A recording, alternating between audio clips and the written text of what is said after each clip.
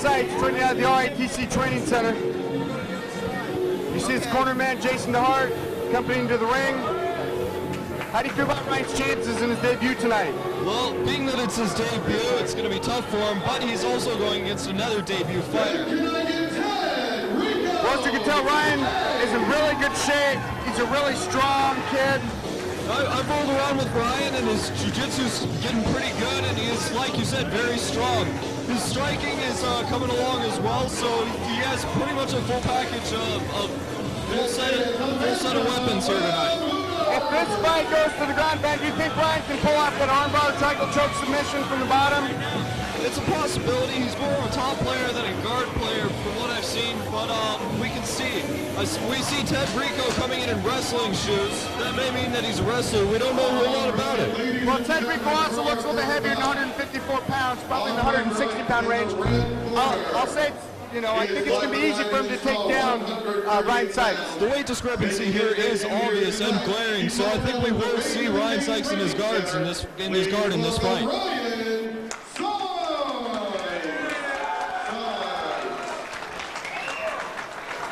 His opponent on my left in the blue corner is 5 foot 6 inches tall, 154 pounds. He is also making his debut, and he fights out of No Regret School out of Globe, Arizona. Please put together Ted Rico! Third man in the cage once again is... Ben, for two debut fighters, I think this will really be a really exciting fight. Ted Rico obviously is going to take this fight to the ground. Ryan doesn't seem very concerned about that right now. And both of these guys seem to be in pretty good shape, and they both come out of really good camps. As you know, Ryan's got a really long guard. He may be looking to throw some strikes here. Ryan's looking pretty good. Wow. Ted was looking down for the shoe immediately there. Now, is Ryan going to go to the cage and use some of those escapes that we've been showing him in school? It looks right now that he's just worrying about getting his guard.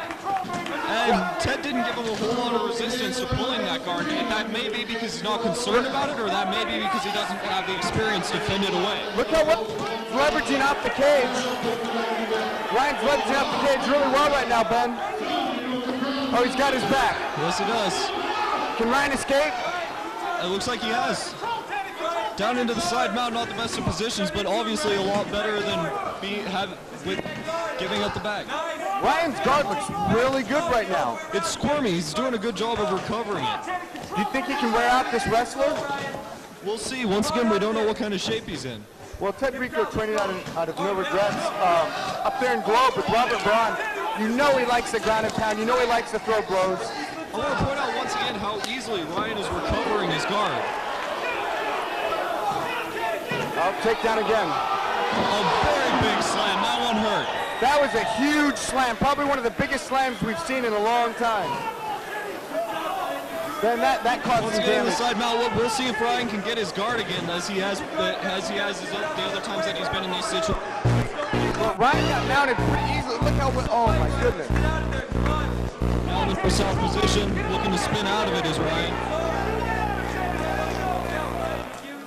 Ryan's in a little bit of trouble here, but things have slowed down a bit in this fight. It seems like they're getting more used to the cage. Well, I think they can make this into the third round.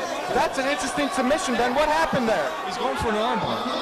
Why did he throw it from the top and he walked the cage? Yes, he did, but to no avail. Wow. Robert Braun calling out to punish him. Seems to be just what Ted's doing. Now I wonder if Ryan can get this to the second round or possibly find some way to get out of there. Ryan looking to reclaim his guard once again.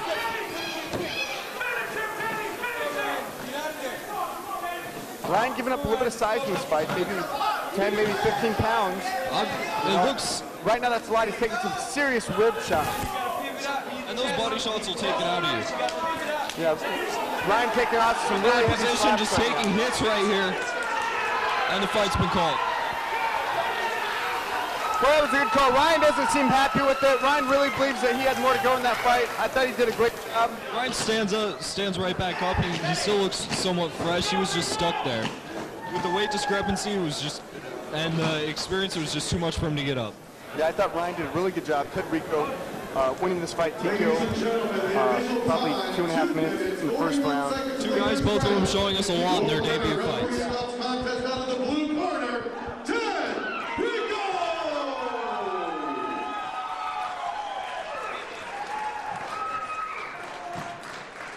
All right, let's all give it up for Ted one more time. How y'all doing? Woo! All right, Ted, you just dominated right out of the chute there. Took him down a lot of ground and pound. What was your strategy coming into the fight tonight? Ground and pound, whatever was there, take it and use it. And this your first time at Rage in the Cage? Yes, it is. This is my first event. Are we gonna see you back here again? Hopefully, I'd like to come back and fight some more. Anybody you'd like to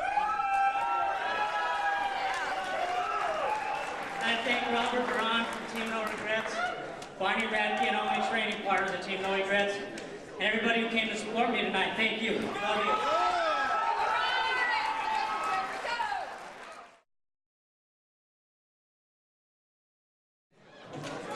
All right, let's get the next set of folks in. We have Jason Sterling to the cage.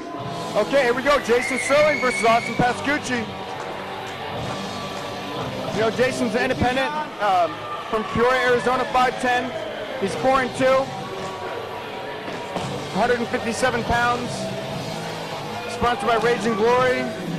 And Austin Pascucci. But he's facing a guy out of the RITC Training Center who is on a roll. Austin Pascucci is on a punishing rampage. Winning his last 4 fights, all by submission. Austin Pascucci seeming ready to roll. Austin's jiu-jitsu definitely coming along very well. Here's a man with boxing experience. Jason Sterling trains with the guys over at Rage and Glory, Kyle Peterson. All right, ladies and gentlemen, for our next bout. Guys out on the west side of town there. Right in the red corner is 5'10" inches tall, 157 pounds. He has a record of 4 wins against only 2 losses, and is sponsored by Rage and Glory Fight Gear. He's a freestyle fighter out of Peoria, Arizona. He is Jason Sterling. This should be a Jason good fight. Sterling, Ben, always looks really like he wants to fight. This guy just loves getting in the cage. You can't keep him out of here. Win, lose, or draw. Great competitor. 3 losses, and is sponsored by the United States Marine Corps. He's a freestyle Semper Fi, Ben. Austin's in great shape. He runs a lot. He is Austin, the Punisher Pascucci. Austin Pascucci's been one of the most consistent guys in Rage in the Cage right now.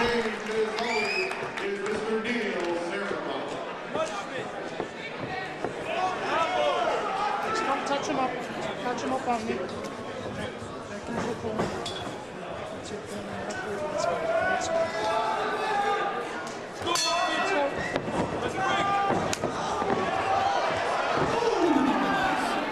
This is definitely going to go to the ground. They're not going to be staying up a long time.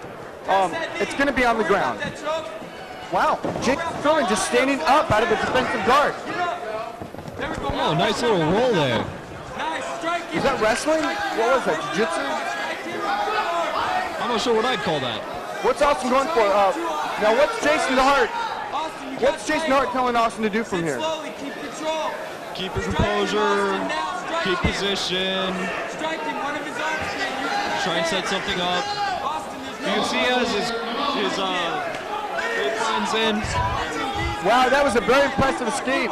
Jason Sterling throwing the legs over, but with BJ Penn type of flexibility, Ben. Yeah, Jason Sterling is a little bit taller, so which kind of gives him the opportunity to do that kind of an escape.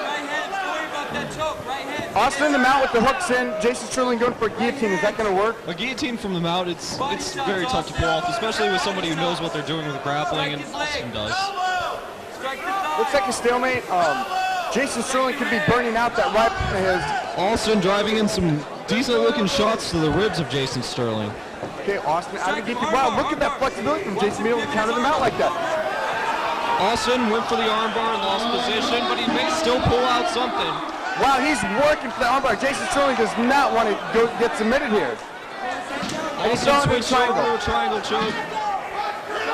But Austin doesn't. Oh my goodness! Austin didn't have that locked in. What? Austin does well with those triangle chokes. I remember his first victory, he put someone to sleep with it. Wow, impressive victory. Austin Piscucci on a punishing rampage. 5-0 now in his last 5 fights. Really turning into one of the new really good submission fighters from the RITC Academy. Ben, do you see Austin Piscucci going pro and joining the likes of Roscoe McClellan, George Roop, Nick Hedrick, and some of the guys at 155 to 145 in the pro division in 2007? I think after a couple more fights under his belt, he'll be ready to. 35 seconds in the first round. Your winner by submission triangle choke out of the blue corner, Austin, the Punisher, Piscucci.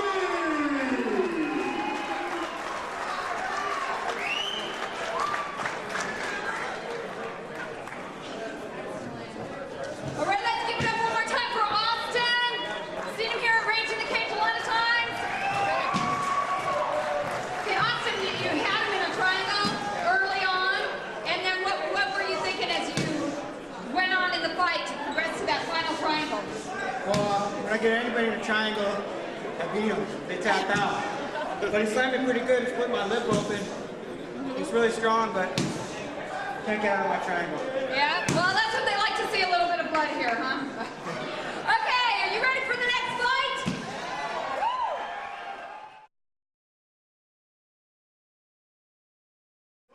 All right, time to get these fighters in. I need Tomas Rodriguez.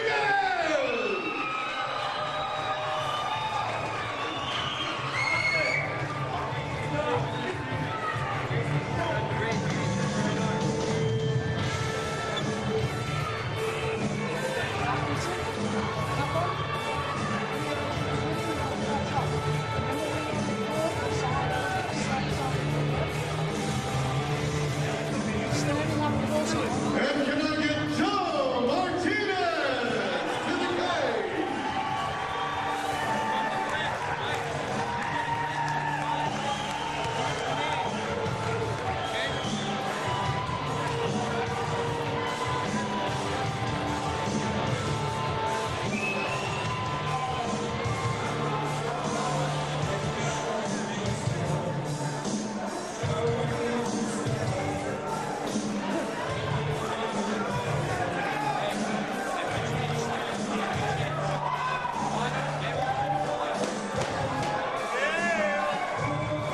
Give it up for our Hooters girl, come on!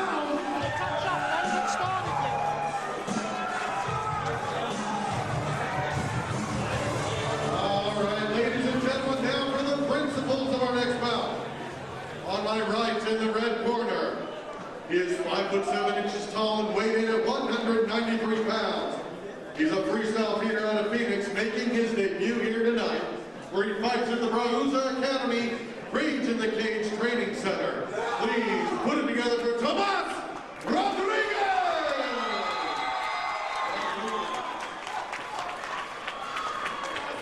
His opponent on my left in the blue corner is 5'10" tall, 200 pounds even. He's sponsored by Warning Label Fight Gear and has a record of 3 wins and 1 loss. He's a practitioner of American Jiu-Jitsu out of Phoenix, Arizona, where he fights at the American Martial Arts Center, Team America. Here's Joe Martinez! Once again, Mr. Neil Senema is our referee. What's Tomas's game plan? To try and rough Joe Martinez up. I think he's going to go for the takedown and try and do some striking on the ground and pound the way that his friend Gilbert Aldana does. Okay, there's the takedown you predicted, Ben. Oh, right that on the was a huge side slam. mount. Very well done by Tomas. As you can see, Joe had that guillotine choke sunk in. But Tomas was smart and took him down to the side mount rather than landing in his guard and getting stopped by that choke. Tomas switched from a Kimura and was going to a head and arm choke. Did you see that, Ben? That was very impressive. Yeah, that was indeed. Look for Tomas just to try to hold the fight here. As you can see, Joe's pulled half guard and he's got his guard. Look, okay, this could be bad. You know, we've never got to see Joe Martinez's guard. You know, you're right, we haven't.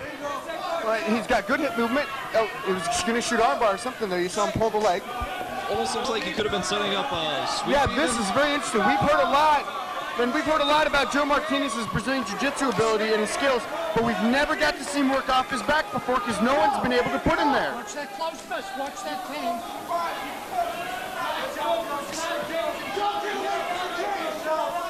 Tomas trying to press the head against the cage, trying to paralyze Joe with that. Joe does have a great deal of ring experience. This may be a mistake on Tomas's part. Stand up, stand up. Stand up. What kind of stoppage? What are we doing, Ben? It looks like there just wasn't enough Whoa! Okay, we have some type of warning. So, Ben, we have some type of warning. some kind of Like controversy. A closed or open hand strike. That was bizarre. Okay, Tomas is trying to sneak in some closed hands. Tomas with the under. Well, once Joe going for kind of a turnaround, but I thought it was going to stay on the feet longer because Joe Martinez is always so comfortable on his feet. Let's see how well Tomas's submission defense is. Pressing Joe to the cage. first we're going to have to wait and see Joe throw a submission. Well, no, Joe's leveraging out There the he cage is, for there he armbar. is. Leveraging out the cage for armbar. Now, it could be Looks over. like he may have it. Oh, Joe. Wow. Thomas moving around very expertly. Ben, these are some real exciting fights going on here. Absolutely, this is a good fight so far. Tomas passing nicely.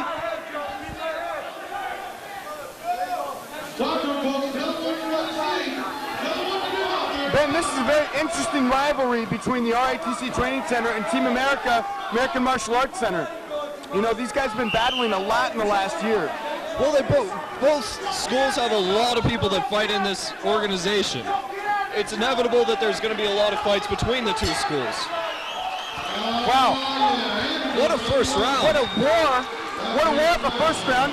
Tomas Rodriguez looking like he's been in the cage before. Tomas based solely upon his inexperience. I was expecting this to be kind of a walkthrough for Joe Martinez, but Tomas is really taking it to him. Yeah.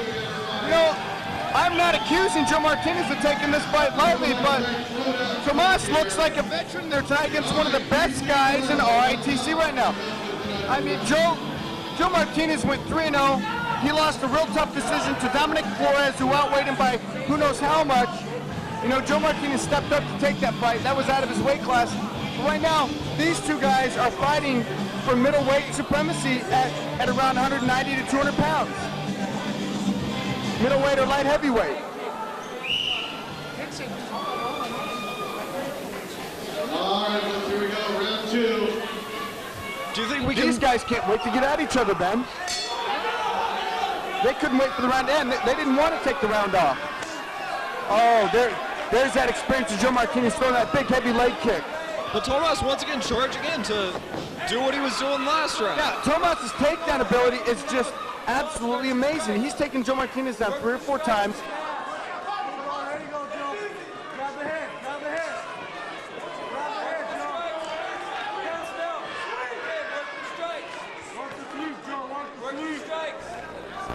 Sonny, do you think we can look for the winner of this fight to go into the professional division?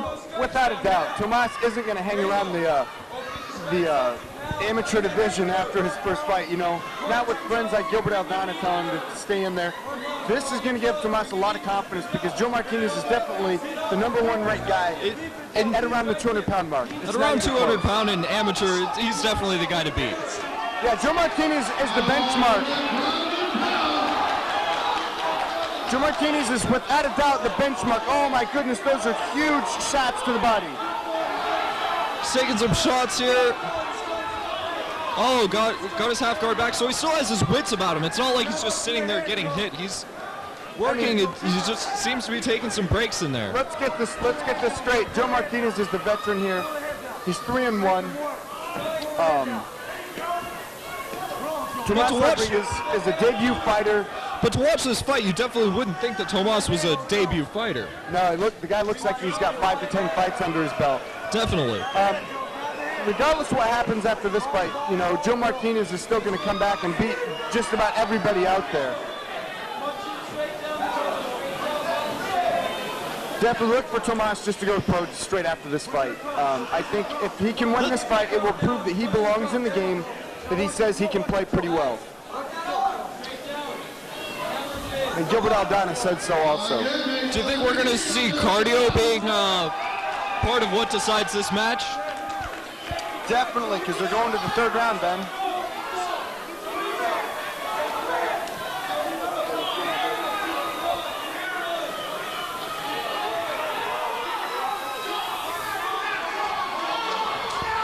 A lot of punishment being inflicted here. Joe's scrambling to get his guard back or to get out altogether, but Tomas is staying on him very well. Once again, I just can't get over how much this debut fighter looks like a veteran. Yeah, it's just an absolutely amazing fight. I never would have expected anything like this, Ben. This is an absolute war. I never in a million years would have expected Tomas Rodriguez to go in and dominate Joe Martinez on the ground or the stand-up.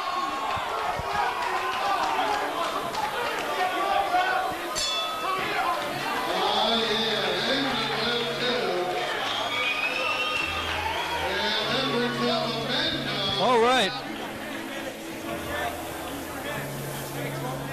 In my book, there's 2 rounds for Tomas, despite the point that was deducted for the close-fisted strike. Well, I have Tomas at 10-8, not 10-9. I got him winning rounds at 10-8 and then 10-9 or 9-8 because of the point deduction.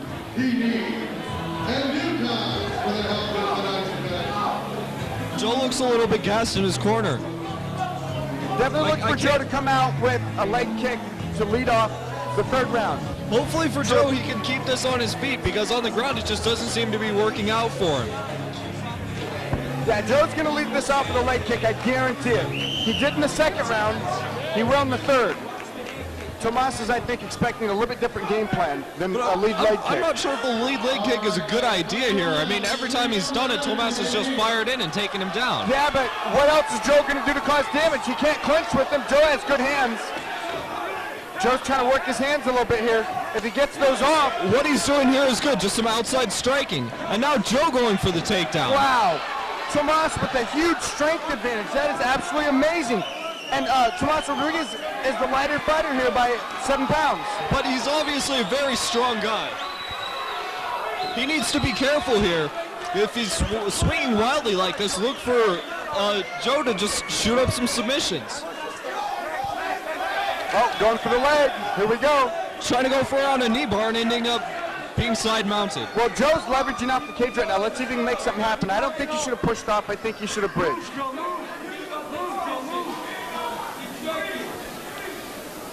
Looks like Tomas is trying to set up for a chicken wing.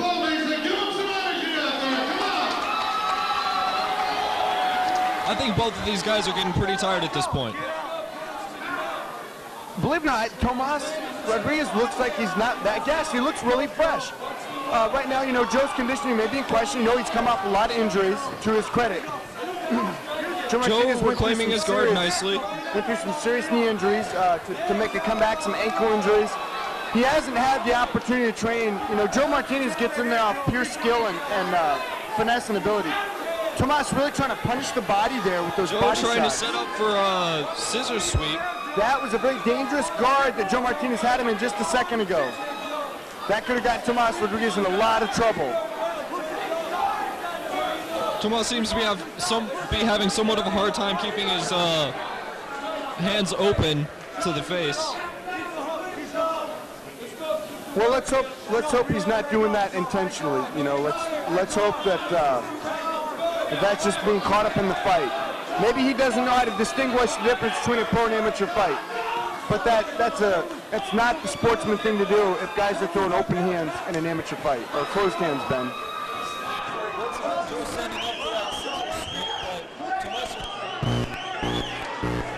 Tomas punishing Joe Rodriguez's body. Yeah, certainly Joe Martinez.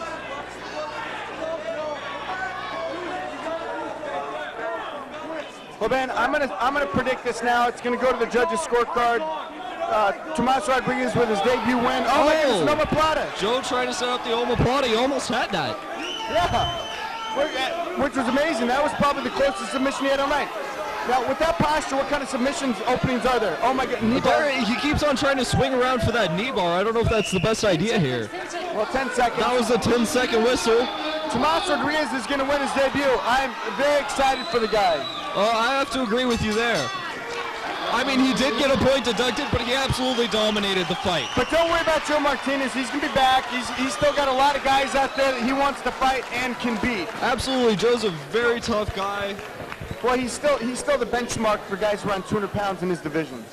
As it said, styles make fight, and the style that Tomas has was just kind of the Achilles heel for guys like Joe Martinez. Straight ground and pound, wrestler-based fighting, I guess. Position control, ground strikes.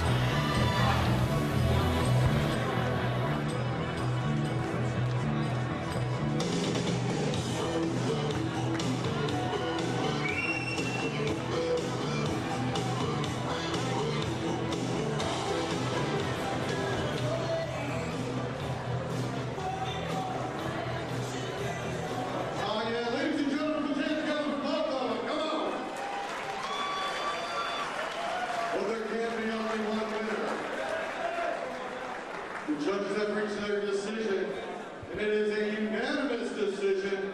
Your winner, fighting out of the red corner, Tomas Rodriguez!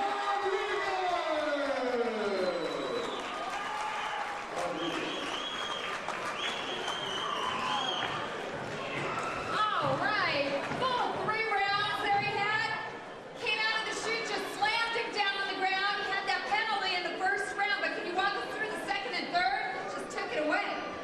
Well, pretty much it's try to stick to my wrestling. And, you know, like you used to wrestle before, so made it work in my advantage.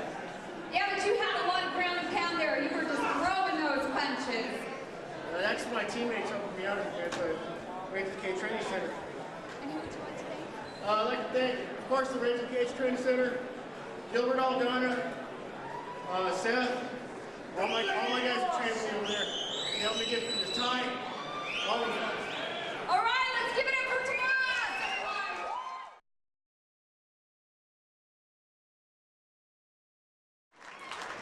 All right, ladies and gentlemen, lots more fight action to go. Let's get this going. Fighting Taylor Montoya to the cage.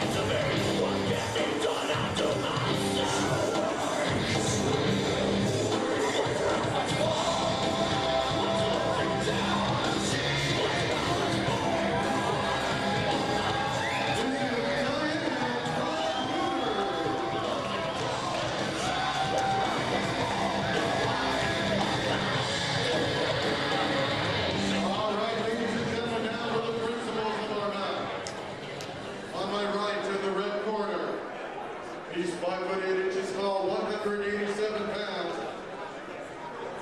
A practitioner of Brazilian Jiu-Jitsu at the RITC Training Center. He fights out of Mesa. He is Taylor Montoya!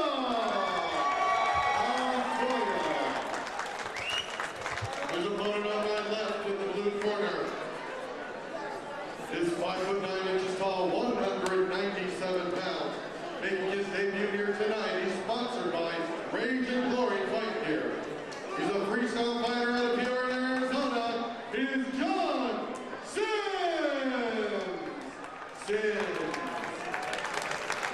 Your man in the cage once again is Mr. Neil Sims. Just come touch him up. Don't get started. Just This touch is him an up. exciting Touch him fight. up. Taylor wants to hit him. Taylor wants to hurt this guy. I agree. I'm looking at John, and I don't know if he's I don't think Taylor's in here. if he's quite mentally prepared. Look at the Taylor's pretty fast. Look at his speed. Go to the body. You see that? He went to the body with a great body shot. Oh, and there's that Huge takedown. slam.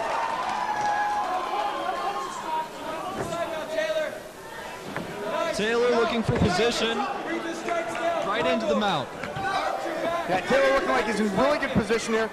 You know, John's exerting a lot of energy dealing with Taylor's strength. We'll see what John can do off of his back here. I mean, he's in a really bad position. Now, but do you predict that when Taylor's throwing those body shots to the side of John's ribs, John Sims' ribs, do you think those are hurting him? Oh, absolutely. Taylor is a very strong guy. Oh, wait a minute. If he's going for that arm lock, is he applying that nicely? No, he's going to need to get his right arm around the head if he wants to really hyperextend the scapula.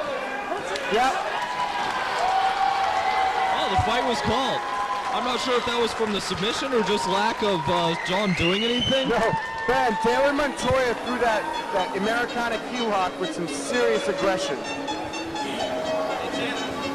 I think that needs to be somewhat chalked up to the inexperience of John Sims because with the place where it is, the body just doesn't work in such a way to be hurt there.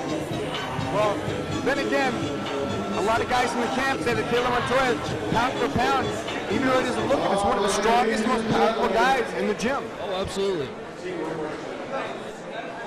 The official time, 54 seconds in the first round. Your winner by submission, Moron, out of the red corner, Taylor Montoya!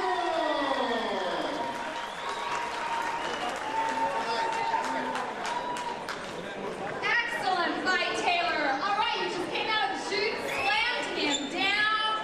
Yeah, what was your strategy? Can you walk us through that quick round?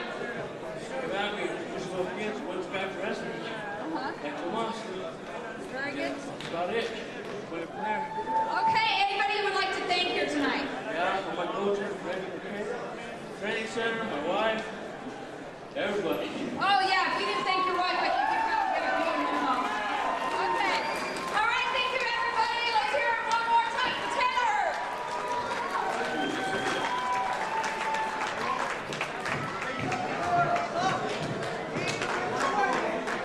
Oh yeah, ladies and gentlemen, everyone knows who this is, don't you? This is Vince with Danny AKU. Beat it. Actually, the more important thing is I'm the guy with the t-shirt, so who wants one? Let's hear you. I think we've seen some ass whooping tonight. What do you guys think about that?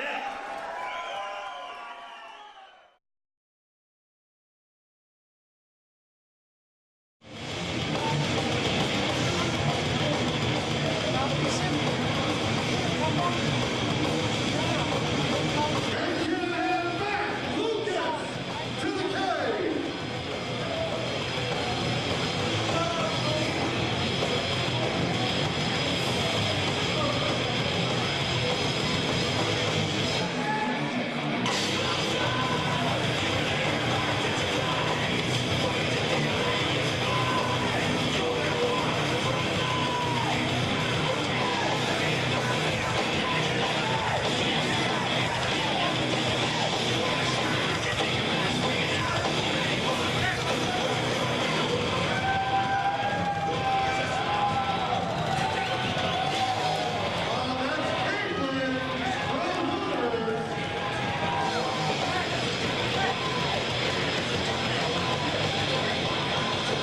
All right, ladies and gentlemen, for the principals of our next bout, on my right in the red corner, he is 6 feet tall, 186 pounds, a Muay Thai fighter from Mesa, Arizona, where he trains at the Rage of the Cage training camp. He is Damian Joe.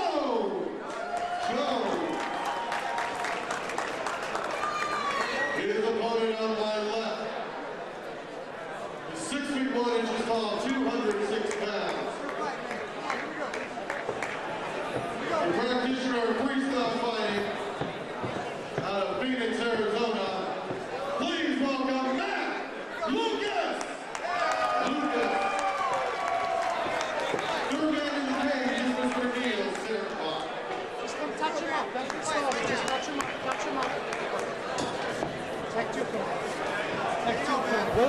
really know anything about Matt Lucas, so we'll just have to wait and see, I think. I can tell Matt Lucas is a wrestler. Obviously a wrestling background. Come on, let's see how this goes. Well, there's that kick I talked about. Dan backing out, very smart, avoiding the takedown. There it is again. Wow, he landed a huge kick. It looks like it hurt. Okay, what's And Dan there's going to the do to takedown. escape this position, Ben? Dan may just pull guard and shoot for submissions. He doesn't have a terrible gun.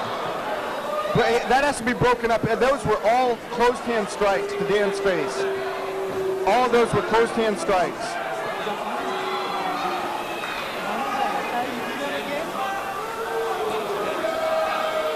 Matt being given a warning.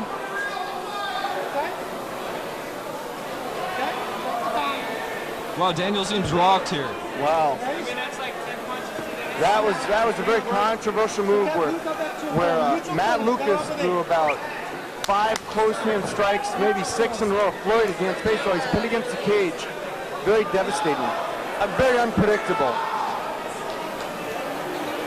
You know, this is very interesting on the outcome of this next 1 minute period rest. Daniel being given some time to recover. Well, that definitely could have been a pivotal, that could have been a turning point to the fight. You know, I hate to see a fight take a turning point on a technicality, but that was a devastating technicality, Ben. Dan Jones getting back up to the cage. I don't think he can fight well from there. Going back to the same position. Okay, what's Dan going to try and do here? Is he going to throw an armbar or triangle, Ben? He may even be looking for a reversal, or he may even be hanging on. He may be hurt here. Dan needs to get away from that cage control. He's being pinned against the cage. It's a bad place to be. I think those closed hands hurt him. Jason DeHart calling out for him to hook the leg and sweep.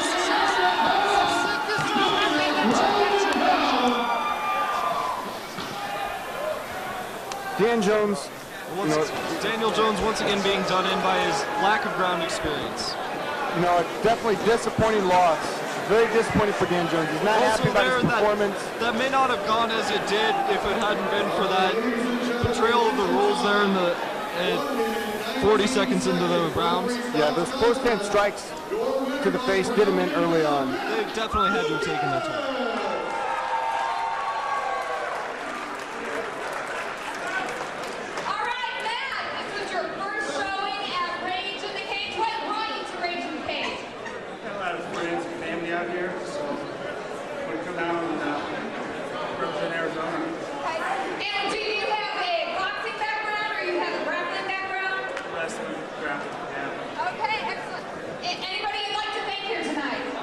Friends and family and the fans, thanks. And ACS, Dusty in my corner, thanks a lot, Dusty. Appreciate it. All right, let's hear it for Matt. All right, let's keep the energy up, folks. I need Ritc Hightower to the cage.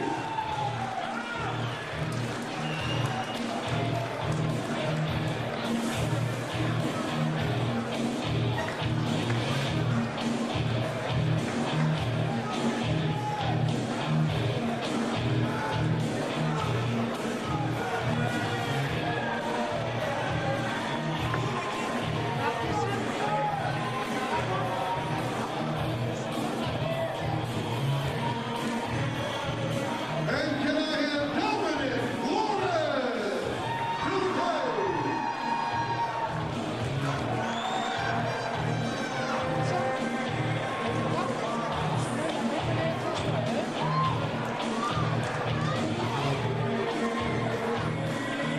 This is Ashley from Hooters.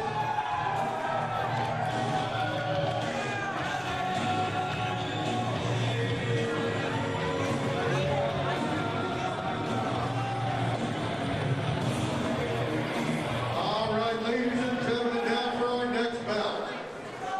On my right in the red corner is 5'9" tall, 205 pounds. He's sponsored by Top Dog Security, Fighter Style, and Hardcore Fight Gear. He's a practitioner of Jiu-Jitsu, kickboxing, and C-Tag kickboxing out of Tempe, Arizona, where he fights at Genesis Jiu-Jitsu Academy. He has an impressive record of 6 wins against only 1 loss. Please put it together for Ritc Hightower.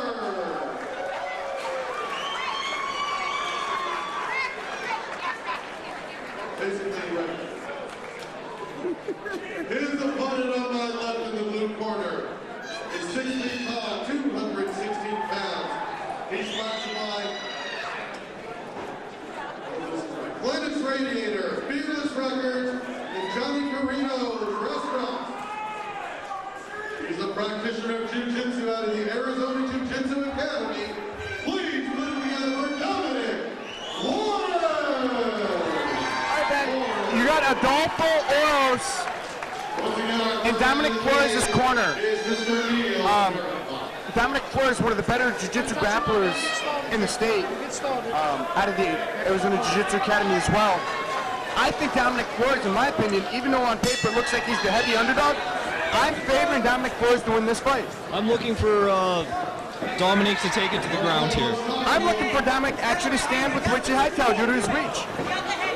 You might be right there. He has very low hands here. He's kind of running a risk with that. Yeah, he knows Ritc wants to throw those kicks. He knows that. Trying to come in, but Ritc doing a good job of keeping him out. Yeah, Ritc, well, I think Dominic can work the clinch here. Dominic's a very strong guy, too. Ritc Hightower circling out beautifully. And Ritc with the takedown and into the side mount. Very interesting. Let's see what kind of jiu-jitsu Ritc Hightower has. This is very unfamiliar waters, you know, from our experience. Dominic kind of circling out. He may be looking to walk off the cage. Well, I'm not sure that a lot of guys drill that yet. Ritc Hightower definitely in a very dominant position right now and looking very calm, holding him right there, not carrying. Ritc Hightower looks very calm. Oh, just isolating the arm. Well, Dominic Flores tried to get up there, but he got stopped. Dominic Flores mounted and taking some shots. Looks like we got stood up. Maybe a closed fist. Yeah, Dominic Flores isn't happy about that closed fist. Dominic Flores is very upset.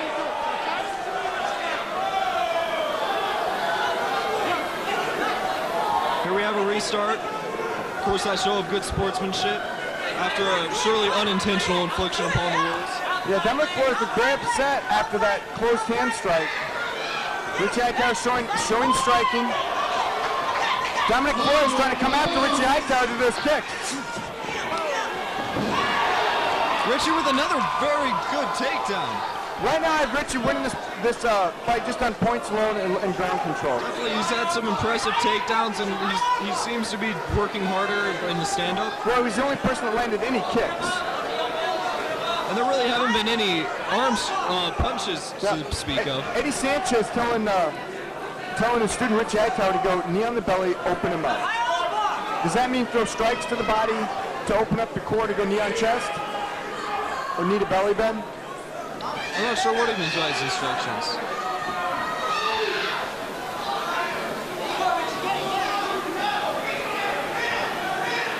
Dominic Flores doesn't look very happy on the ground right now. He's getting cross-faced pretty severely, losing a little bit of air. Dominic.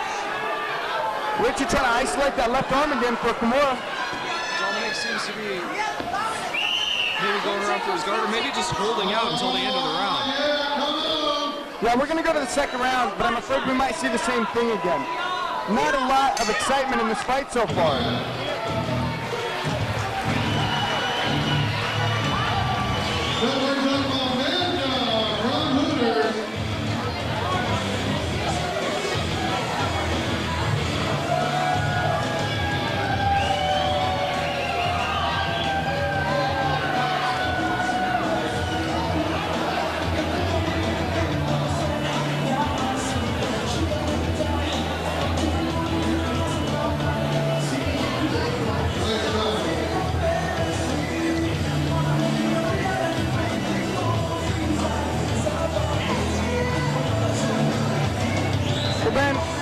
This 1 minute rest, who's it going to favor? Well, it's tough to see. We see Ritc is kind of kneeling down in his corner, but that may just be to better hear his corner. What can Dominic Flores do to counter and exploit any weaknesses off I Ritc. think if this is to go back to the ground, I think Dominic needs to make sure that he's on top, because we've established that he can't really get his guard or do anything with it if he does. Or so it seems. Oh, Ritc ate a big counter when he came in for that kick. Looks like Dominic Flores claiming a groin strike. Dominic Flores claiming that Ritc Hightower went downstairs on him, Ben. No, I couldn't quite see it. It was kind of low. I'm not sure if it was right there, but we'll wait and see. Let's go, Richie. How about the outside leg? The outside, not the inside. The outside. Come on, let's go. Block. Do it, Richie. Do it. Just do it. That's it.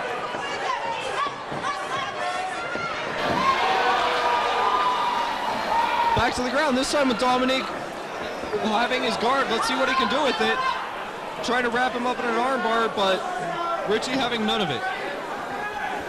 Dominic Flores needs to try to post and walk off the cage here. If Dominic he can get is in a some bad type of place leverage. here. He needs to leverage off, keep walking. Just like that. He needs to go all the way. This could end the fight right here. Let me hear someone make some noise! Okay, Dominic Flores posturing up again. Dominic scrapping around trying to find leverage to get out of this position. He's got something. He almost had it. He's eating a lot of open hand strikes there to the face. Definitely so. I'm not sure if that's doing a lot of damage, but it may be enough to finish the fight. Been a lot of inexperience here where guys just aren't understanding the game and how to use the cage for leverage to escape this position. I think it's absolutely ridiculous to be caught in this position in MMA these days. Okay, there we go. A little smarter. That's what I'm talking about. Keep going. Ritc doing a good job, though, of keeping Dominic from crawling around too much. Little confusion, a little pause in the referee there. I don't know what the confusion was over. Ritc looked for a second there like he was trying to wrap up an Americano Ritc in lock. total control. I got Ritc 10-8 in the first round, maybe even 10-7 so far, unless Dominic Flores can do something to change the pace of this fight.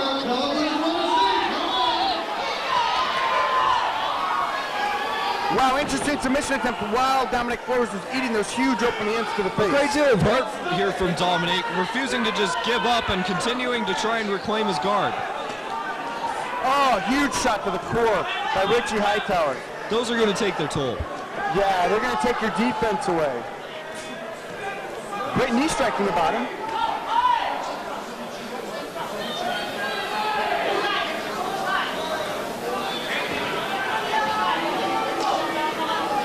I'd like to see this fight restarted. The ref yelling at Dominic Flores to do something. And here Dominic doing something indeed. Yeah, Dominic actually landed some small rabbit punches there in his guard.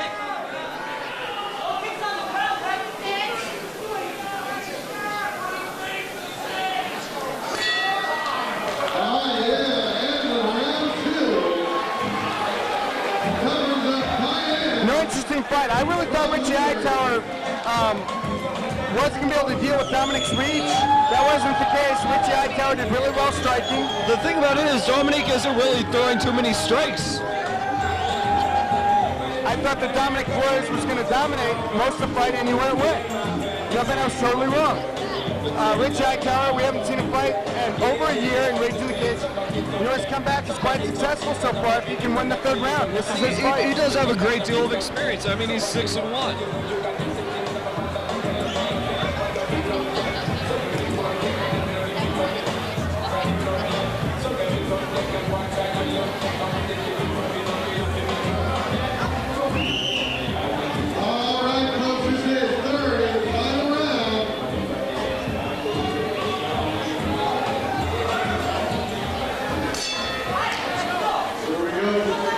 Here we go, the third and final round. It's going to be interesting, but I suspect it's going to go right back to where we left off, back to the ground. Well, let's hope for his sake that Dominic can change the pace of this fight.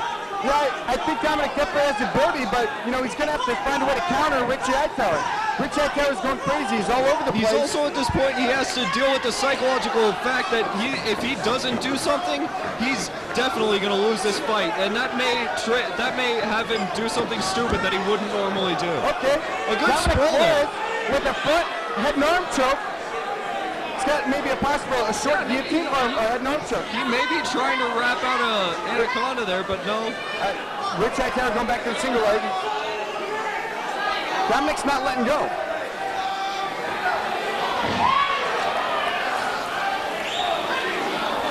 Back to side mount, back to the exact same place in the cage we left off, in the exact same position. They're about a foot and a half away from where they were before in exactly the same position. You know, Ben, we hate to see fights that go the distance, but you know, this has been a war. Two really good competitors that are neutralizing each other really well. Dominic Flores is not an easy guy to finish. Just ask Joe Martinez. I mean, Ritc may not be doing an exorbitant amount of damage in this fight, but he's obviously controlling it. Yeah, you know, I give him 10-8, 10-8, 10-8. You know, he'll win by a landslide decision if Dominic can't basically submit him or TKO him. I'm actually very excited to see Ritc Hightower back in action because there's a lot of guys that want to fight this guy. You know, I'm sure everyone around here, oh my, he almost got that wrestler's bridge escape from the bottom. Hightower just sniffed it out a little bit early. Dominic taking some punishment here, but Ritc doesn't really seem to be stopping this fight by submission. He seems to be content to just continue to punish Dominic Flores.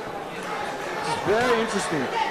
Oh my goodness, Ritc Hightower hammer fisting Dominic Flores' core. Those are definitely taking their toll.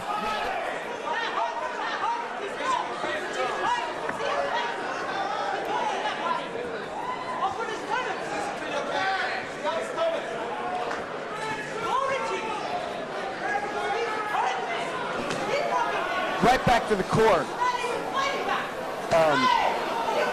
Ritc Hightower attacking the body like we haven't seen anybody do in Rage in the Cage thus far.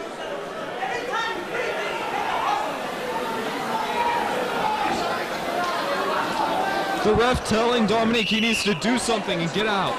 10 seconds left in the fight.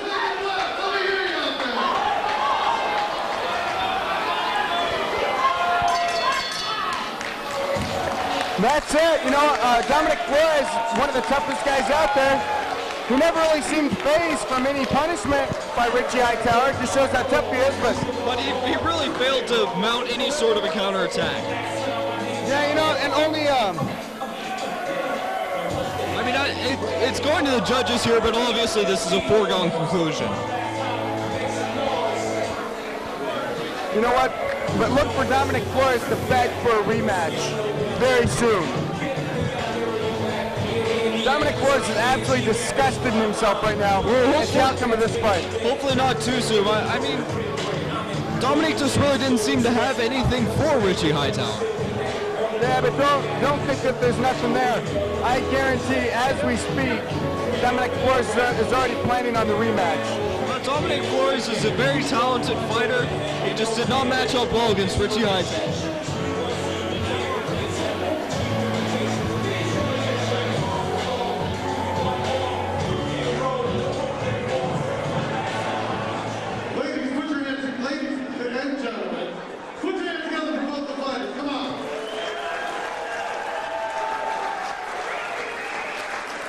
Once again, the judges have spoken unanimously for your winner, fighting out of the red corner, Ritc Hightower.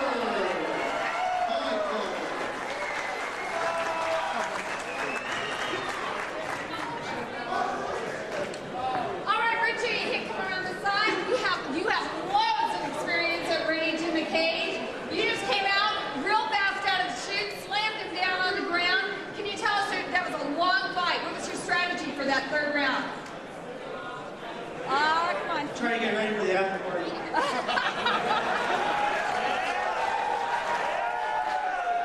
have just a few dangerous kicks there. Tell me, do you have more experience? You like that ground game better than the stand-up game? I don't know, I got two great coaches. I kind of don't want to put myself in that position, but Thiago Altaredo, Eddie Sanchez, check him out. Excellent. All right, Ritc, one more. I gotta thank some people. I want to thank God and Rampage. So, thank you. Excellent. All right, we still got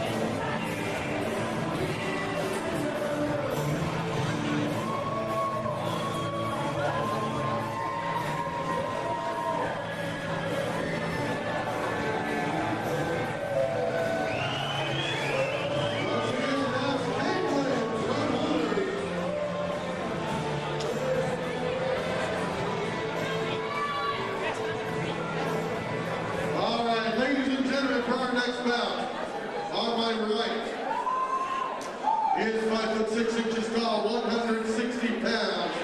He has a record of 4 wins against only 1 loss. He is sponsored by Paramount Iron and Team Lazea. He's a freestyle fighter out of Gilbert, Arizona, where he trains at the RITC Training Center. He is Chris Badass Culado.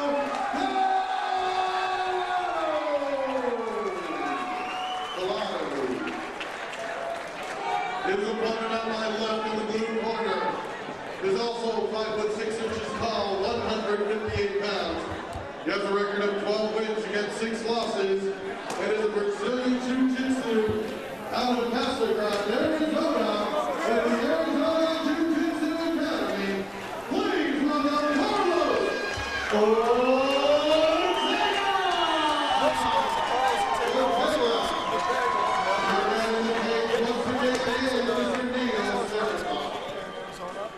Yeah, he's just been around a long time.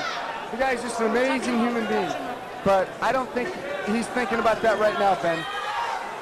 These two really want to finish each other, Ben. Oh, open up with strikes. Culado going straight for the ground. Carlos Ortega in his guard, he feels comfortable there. Yeah, Carlos had his eyes closed there for a second. I think he's taking a nap or something. I imagine he thinks that he'll be able to submit Chris Culado. Well, he's a very tough kid, and I don't know if I see that happening, but Carlos does have a great deal of jiu-jitsu pedigree. Well, Ben, Chris Culado is definitely dealing with a guy with more experience than he's ever fought before, and who's also a lot slicker and sneakier and just straight better than anyone he's ever faced. Let's see how he deals with that. So far, kind of a boring match. Carlos seeming content just to hold Chris into his guard. Well, in a match where these guys could be pretty equally matched sometimes, Ben, you know, sometimes it nullifies each other, and it's really hard to see exactly what you want. Chris is standing up. Trying to break Carlos' guard. If we get another stand-up like that from Chris, look for Carlos to go for the double leg sweep. Carlos back on his feet. I don't know if that's wise to fake a kick to Carlos Ortega, because I think he can sniff that out and counter him. Oh my goodness, a huge strike. Oh my goodness, Carlos Ortega turning it on. Carlos Ortega landed a huge right hand, and then he landed a huge leg kick. Showing that he's a much more experienced of the strikers. Now we see Chris Culado on his back, which we haven't gotten to see yet. Yeah, Carlos Ortega showing some aggression, which we've never seen from him. He's always so calm and collected. He's always the nice guy in there. Carlos Ortega trying to assert himself as one of the most dominant 155 guys in Rage in the Cage right now. Kind of maybe a message that he should be wearing the belt, perhaps.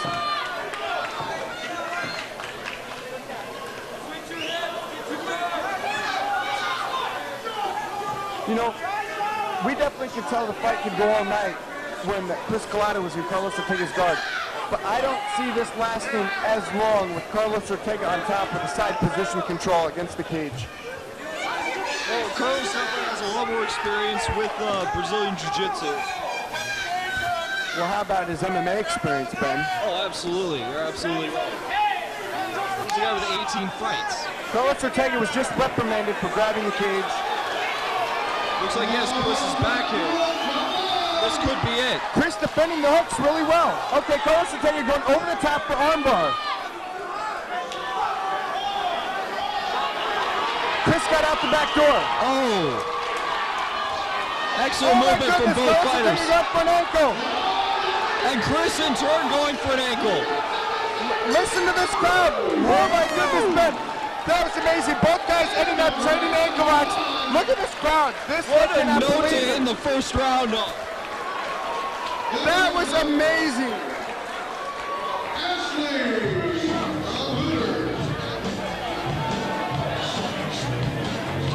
Ending a fight with an ankle lock in Rage in the Cage is a bit of a tough proposition. I mean, there's no spinning leg locks here in Rage in the Cage. That means no heel hook.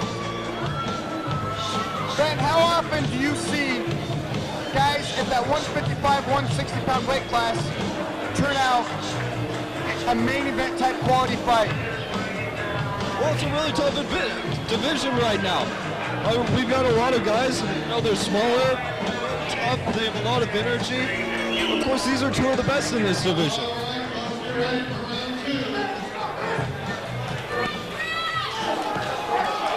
All right.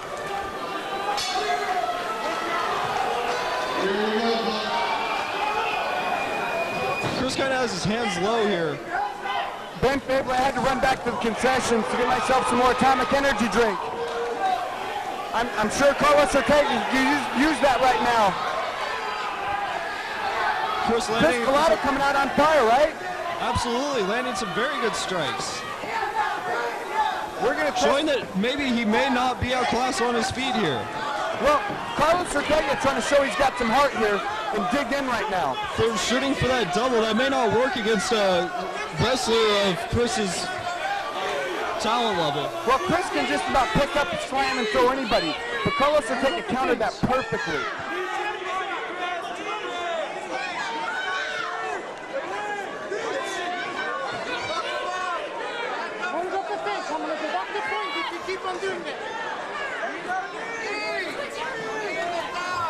Roscoe McClellan telling Chris Collado to switch his undergrip to overgrip or to do something.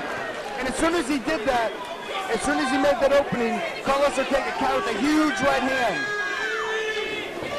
Really making Chris Collado pay for inexperience here. Oh my goodness, you saw that, Ben. Yeah, Carlos is definitely showing that he has more experience in MMA here. Yeah, Chris Collado fighting a great fight. Carlos Ortega just one step ahead, just like an old coyote.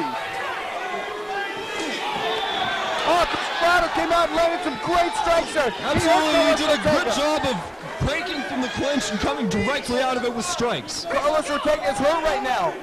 Carlos trying to defend the takedown and doing a great job of it. And Chris Collado needs to finish Carlos Ortega in the next 30 seconds or Carlos is going to recover. Carlos Ortega's been around a long time, and he knows how to draw this fight out. Here we go. But we've seen Carlos Ortega in this position before, where it looks like he's losing the fight, it looks like he's getting beat up, it looks like he's taking damage and getting hurt, he pulls out a submission every time. Well, we have to point out that, he really has been dishing out about as well as he's been taking it in this fight. Yeah, but taking damage when you're fatigued, it multiplies. Oh, absolutely. Just so many times lull here in the action. Yeah, you can almost hear it. There's total silence in the crowd. Hands up the cage. Carlos Ortega posturing up the cage, trying to work a submission, going Kimura. Is he going sweep, Ben? What's happening there? 10 seconds, 10 seconds. Oh, sure, he may actually going for a reversal here. No, he's just holding out. Time. Oh, yeah.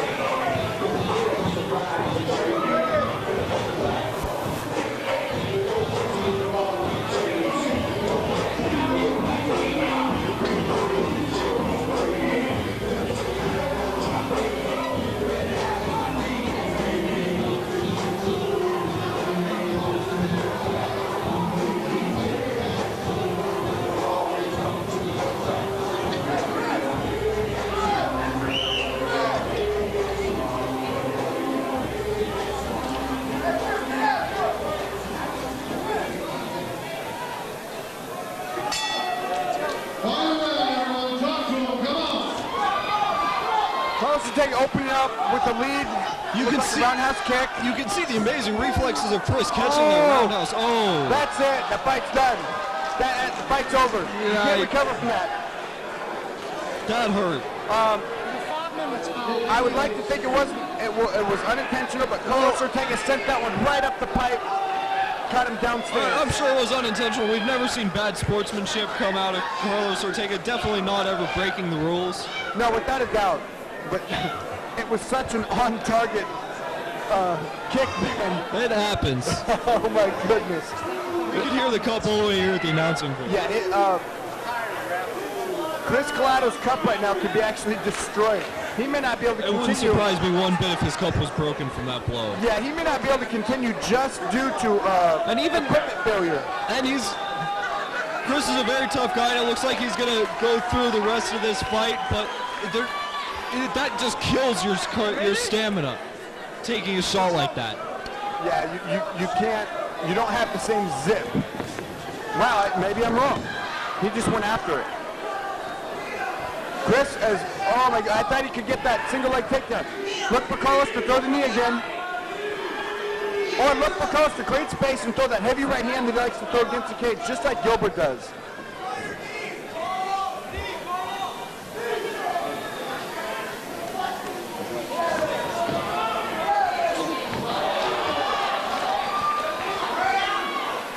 Chris Collado just earlier just landed a great strike to Carlos Ortega's body with his knee. And once again, I think that hurt Carlos. That looked like it almost could have gone a little bit low itself. Yeah, I looked on target, but that one didn't do much. There was no real core impact on that.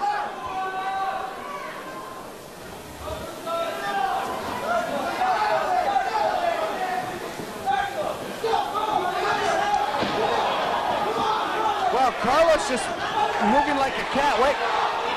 Well, I thought Chris had him in trouble again, and Carlos got out. Carlos huge body shot. Trying to clinch himself out of trouble here. But I think Chris has him rocked. I got this fight dead even no matter how you look at it, unless someone finishes. This fight is dead even unless someone wins by knockout. Oh! Chris once again coming in with that big right hook. The judges might have Chris Collado up by 1 point unless Carlos can turn the tide.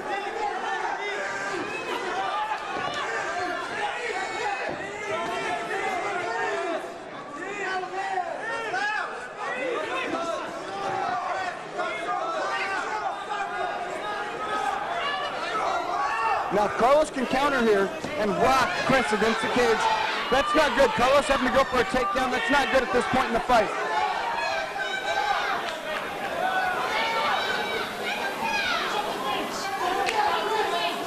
Yeah, Carlos with his second warning.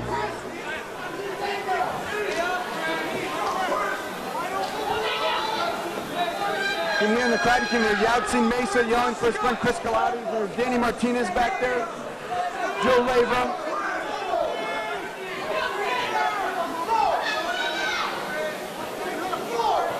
Carlos Ortega just not able to create a counter or have an answer right now to Chris Collado's clinch, that wrestler's clinch. Ben, is that the end of the fight? Is this going to be a controversial decision? What's going on? I think any way it goes, it's going to be controversial because this is just such a close match. That is a super fight. Oh my goodness, I can't believe this.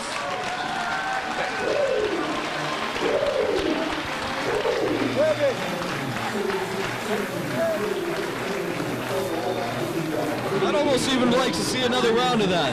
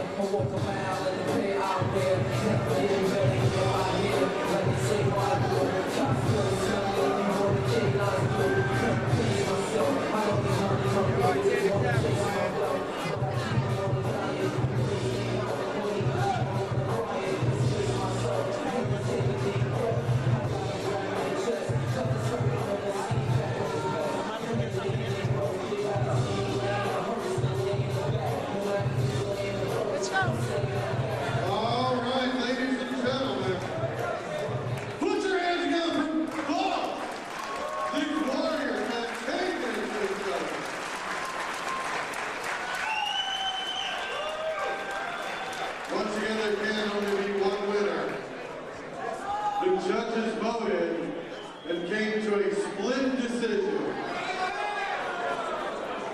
Your winner by split decision, fighting out of the red corner,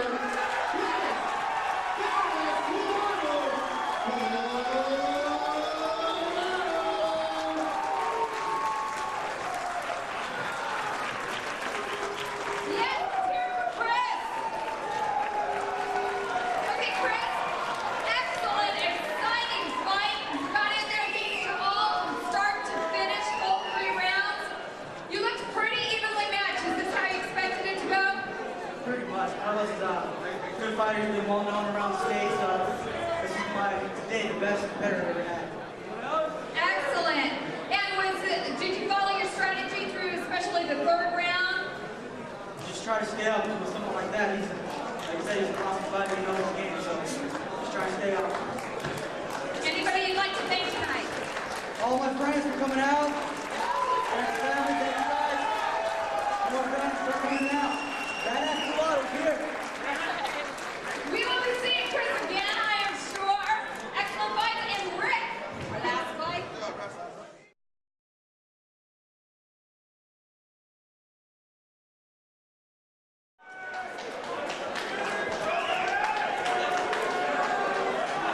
fighting Eric Dillon to the cage.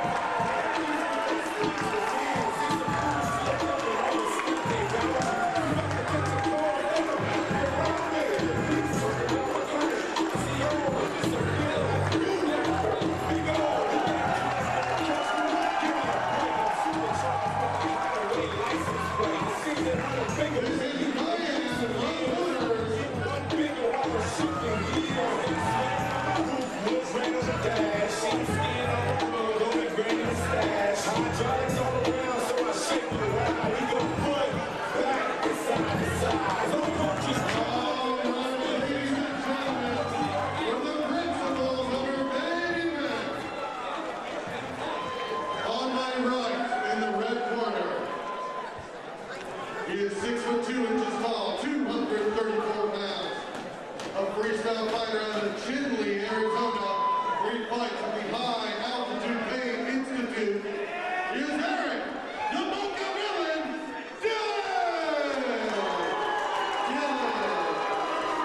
He is sponsored by Bloodline Inc. His opponent on my left in the blue corner. 6'4" tall, 234 pounds. Sponsored by Max Muscle. He has a record of 3 wins and no losses. He's a recognition of Muay Thai and submission wrestling. The Alright GC Training Center out of Tempe, Arizona. He's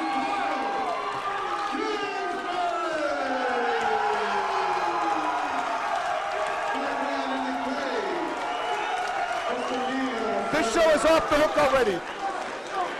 Look at, I see about 500 pink Kingsbury, Kyle Kingsbury off the hook t-shirts. This is ridiculous.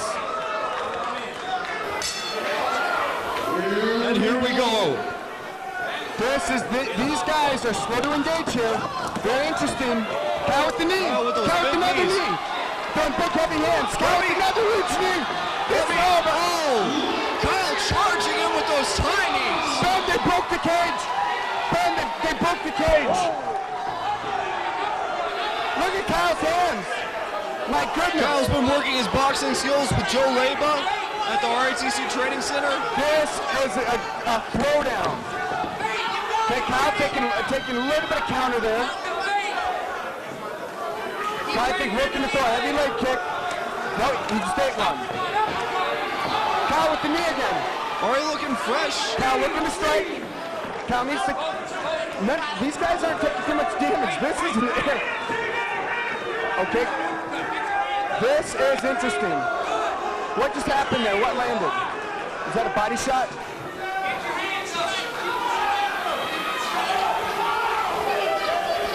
So Looks squaring like off. someone is taking a hit. Looks like we have eyes swelling and we could have cuts already in there. This is a huge main event fight. Oh, there's the big knee. There it was.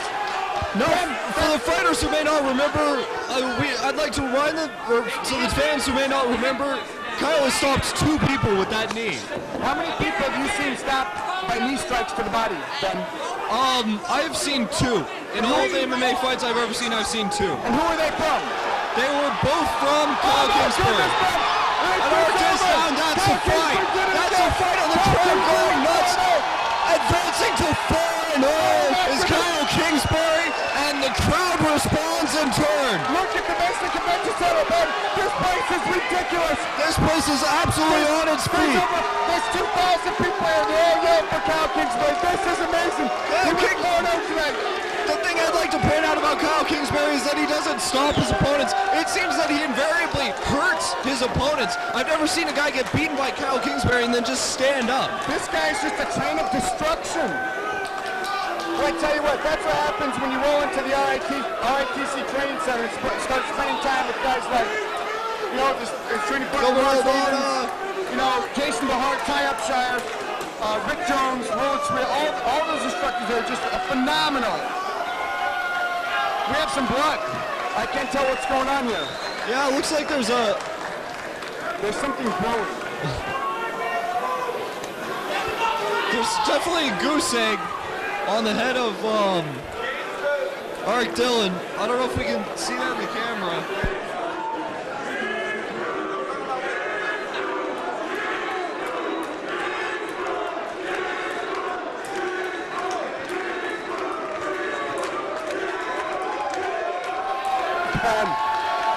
Who is next for Kyle Kingsbury?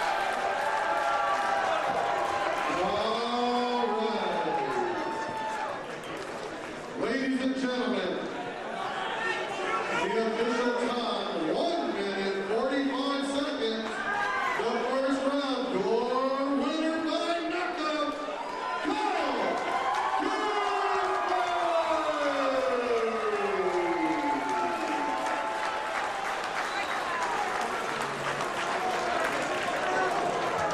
Kyle, you are definitely a crowd favorite here.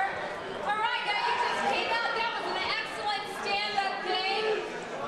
Was he everything that you had expected in an opponent? Yeah, he was a bit more composed than I thought he would be. There's the camera over there. Hey guys. Yeah, he was way more composed than I thought he'd be. I give a lot of credit to him. He's a great fighter. Okay. And anybody you'd like to thank here tonight? Oh, I got a lot of people. I'll make it quick. First and foremost, my girlfriend, the love of my life, Christy Gavesti. Charles, the whole Max Muscle family. Come check me out at Max Muscle in Hayden McCormick Parkway, October 7th. King Kingsbury Day. Thank you so much, Kyle. One more thing. One more thing, Phil. Thank you for the tape job. Feels great. Vince, thanks for hooking me up. And all the guys at the Raising the Cage Training Center. You make it happen.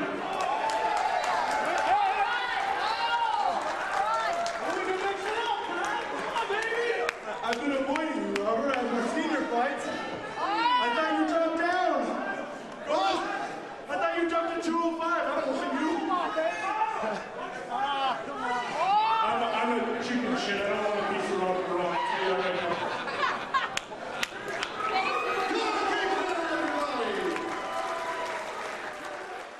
Ladies and gentlemen, please put your hands together for some of the stars you've seen on TV locally. First person I want to introduce, she's the world champion, Ritc world champion. Ladies and gentlemen, please put your hands together for Michelle. We're not going to go girl. Michelle, we've been trying to get you a fight for the last couple of years. It doesn't seem like we have any success. So I unfortunately, you know, maybe we're going to have to bring a man out here. I don't know. But anyhow, you got anything to say to your fans? Just want to thank everyone for coming tonight. Hope you have a good time watching Raiding the Cage, and hopefully we get the pony for you soon. Please put your hands together for a Raffle Girl. The guy to my right, you've seen him in the UFC reality show, as well as winning recently with a knockout. Ladies and gentlemen, please put your hands together for Chris the Crippler Lehman. Chris, what can I say? You had a tough defeat against Silva, but you came back with the champion you are. You knocked the poor guy out pretty quick. What's your future plans in the UFC or wherever event you're going to fight in? Yeah, I mean, you know, it sucks. I got punched and I fell down and got hit a bunch more times. I mean, it happens to all of us, so, you know, I was glad to get back on the winning track, get another knockout for the fans out there. Right now, I don't know, it's pretty much whoever the UFC wants to throw in there with me. I know they don't want me to knock out Swift again because, you know, he's dating his little boy, and Luwaza doesn't want to lose 3 in a row, so I really don't know who they're going to put me against, but whoever it is, I'm ready, you know. Rich, I'd love to have Anderson again, but, you know, shit happens, I guess. Ladies and gentlemen, for Chris the Crippler Lehman. Over here to my left, you've probably seen him in Pride. You see him all over the world. Ladies and gentlemen, please put your hands together for Quinn Rampage Jackson. What's up? This thing on, can y'all hear me out there? What's up, Arizona? Am I in Arizona? You in Arizona. I knew that. Yeah. I love this place. Look here. I got one thing to say. We're going to put on a good show for y'all. And this is my first time here, so come back to T-shirt. I love y'all. Real quick, I know you just had a tough fight, but you won. You beat Matt Lehman. Matt Lehman, what you been drinking? Look. Don't remind me of my losses, please, like you just did him over there. Anyhow, I know you just... That was good. Who are you going to be fighting in the near future, Brian? I don't fight with Brian no more. Where did he get this dude from? I'm in the WFA. I came all the way back to America, USFA, baby. Go look at the UFC. They're doing some good things. You know what I'm saying? They got fighting on Fight TV. You know, he a household name. You know what I'm saying? I'm hating. I'm trying to get like that. So I came back to America in WFA. You know, that's why I fight. I'm fighting December 9th in Las Vegas. And I just want to let everybody know that I'm putting on a show for all y'all. You know what I'm saying? It's going to be nice. It's going to be nice. Ladies and gentlemen, put your hands together for Quinn Rampage Jackson.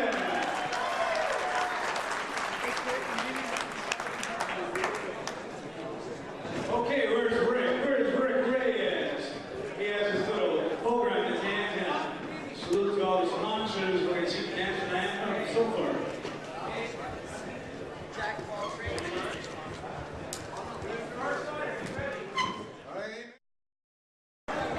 Oh, yeah, all right. I'm going to bring Rampage up here to the cage. Rampage is going to be putting on a seminar of mine, from what I understand, over in Chandler at the C10 Gym.